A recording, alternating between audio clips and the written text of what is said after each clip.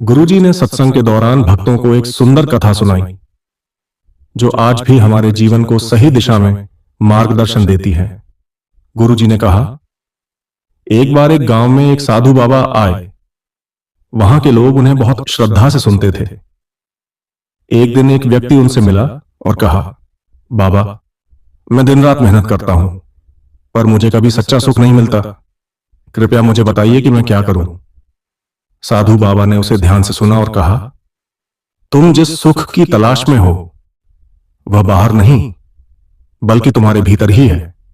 एक व्यक्ति जो अपने कर्मों को पूरी निष्ठा और ईमानदारी से करता है उसे अपने भीतर का शांति और सुख महसूस होता है। परंतु जब तक तुम अपने कर्मों को सही नियत से नहीं करोगे तब तक सुख का अनुभव नहीं कर पाओगे।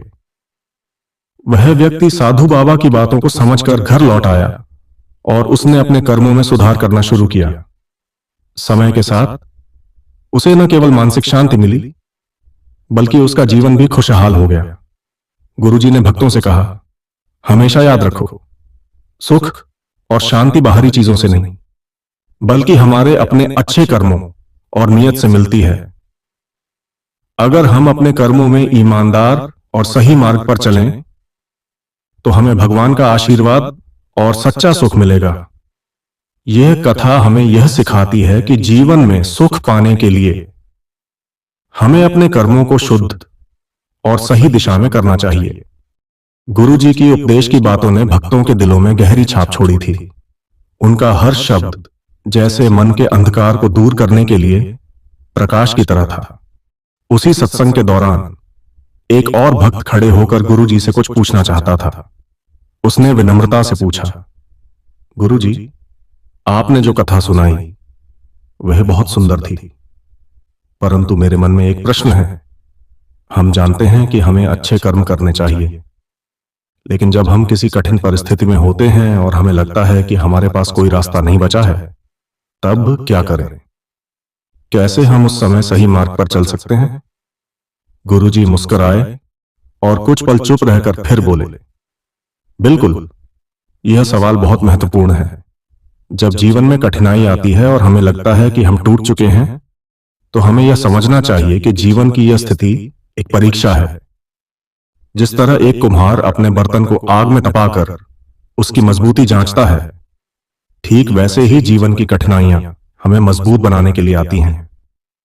गुरुजी ने अपनी बात जारी रखते हुए कहा, एक बार की बात है, एक छोटे से गांव में एक किसान रहता था। वह एक कठिन मेहनत करने वाला इंसान था, लेकिन एक दिन उस पर दुखों का पहाड़ टूट पड़ा।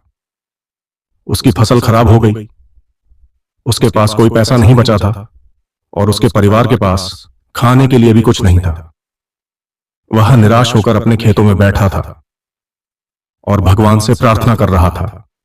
गुरुजी ने कथा में भावनाओं को और गहरा करते हुए कहा, तभी उसके पास एक वृद्ध व्यक्ति आया जो बहुत साधारण कपड़े पहने हुए था। वह किसान को देखकर उसके पास बैठ गया और बोला, क्या हुआ बेटे, क्यों इतने परेशान हो? किसान ने अपना दुख बताते हुए कहा, भगवान ने मुझे किस लिए इस स्थिति में डाल दिया है? मैंने बहुत मेहनत की थी, लेकिन अब मुझे लगता है कि सब कुछ खत्म हो गया। वृद्ध व्यक्ति मुस्कुराए और बोले, देखो बेटे, क्या तुम जानते हो कि जो कुछ भी तुम्हारे साथ हुआ वह तुम्हारे लिए कोई दुर्घटना नहीं है बल्कि एक अवसर है। जब हम जीवन में कठिनाइयों का सामना करते हैं तो हम बहुत कुछ सीखते हैं। यह समय तुम्हारे लिए एक परीक्षा है, एक अवसर है खुद को और भगवान को जानने का। किसान ने कहा, लेकिन बाबा, अगर मेरी मेहनत ही व्यर्थ हो गई है तो मैं क्या करूं? वृद्ध व्यक्ति ने किसान को समझाया, तुम्हारी मेहनत व्यर्थ नहीं जाती। याद रखो, भगवान का काम कभी व्यर्थ नहीं जाता। अगर तुम्हारे पास आज धन और फसल नहीं है तो यह समय तुम्हें यह सिखाने के लिए आया है कि जीवन में सुख और दुख दोनों आते हैं और उन्हें स्वीकार करना सीखना होता है। अगर तुम इस परीक्षा में सफल हो गए तो तुम्हारी मेहनत और समर्पण कभी व्यर्थ नहीं जाएगा। किसान ने वृद्ध व्यक्ति की बातों को ध्यान से सुना।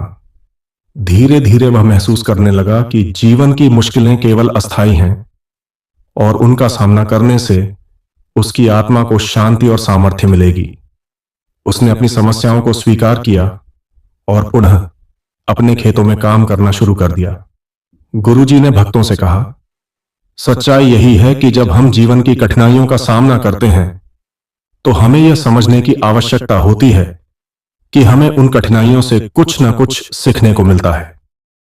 यदि हम अपने मन को शांत रखकर अपनी आत्मा को मजबूत करके इन कठिनाइयों का सामना करें तो हम न केवल इनसे उभरेंगे बल्कि हमारी मानसिक शक्ति भी बढ़ेगी। जीवन की हर कठिनाई एक अवसर है खुद को पहचानने और अपने आत्मबल को जागृत करने का। भक्तों में से एक ने फिर पूछा, गुरुजी, यह सब तो बहुत अच्छा है, पर क्या कभी ऐसा समय नहीं आता जब हमें लगता है कि हम पूरी तरह से टूट गए हैं और हमें आगे बढ़ने की शक्ति नहीं मिलती? गुरुजी ने शांतिपूर्वक उत्तर दिया, यह एक स्वाभाविक प्रतिक्रिया है। जब हम अपने जीवन में बहुत सी परेशानियों का सामना करते हैं, कभी कभी हमें ऐसा लगता है कि हमारी ताकत खत्म हो गई है, लेकिन याद रखो, जब हम खुद को पूरी तरह से ढलने के लिए तैयार करते हैं तो हम अधिक मजबूत बनकर उभरते हैं। गुरुजी ने एक और उदाहरण दिया। एक बार एक छोटे से पौधे को बहुत तेज हवा और बारिश का सामना करना पड़ा। पहले तो वह बहुत झुका और गिरने का आभास हुआ, लेकिन जैसे ही बारिश और हवा का प्रकोप शांत हुआ, वह पौधा सीधा खड़ा हो गया और उसकी शाखाएं और मजबूत हो गईं। यही प्रकृति का नियम है। जब हम जीवन में चुनौतियों का सामना करते हैं तो हमें समझना चाहिए कि ये हमें और भी मजबूत और संपूर्ण बना देती है। गुरुजी के वचनों में गहरी सत्यता थी। भक्तों के दिलों में उन शब्दों का प्रभाव गहरे तक जा रहा था। हर एक व्यक्ति ने अपनी समस्याओं और संघर्षों पर एक नए दृष्टिकोण से सोचना शुरू किया। वे अब यह समझने लगे थे कि जीवन में किसी भी तरह की परेशानी या कठिनाई अस्थायी होती है और उससे सच्चे धैर्य, आत्मविश्वास और सही मार्गदर्शन के साथ पार किया जा सकता है। गुरुजी ने आगे कहा, जब भी तुम्हें लगे कि तुम्हारी शक्ति खत्म हो गई है तो याद रखो, भगवान हमेशा तुम्हारे साथ हैं। तुम्हारी मेहनत और समर्पण कभी व्यर्थ नहीं जाते। हमें केवल अपनी नीयत को सही रखना होता है और हर कार्य को भगवान के चरणों में अर्पित कर देना चाहिए।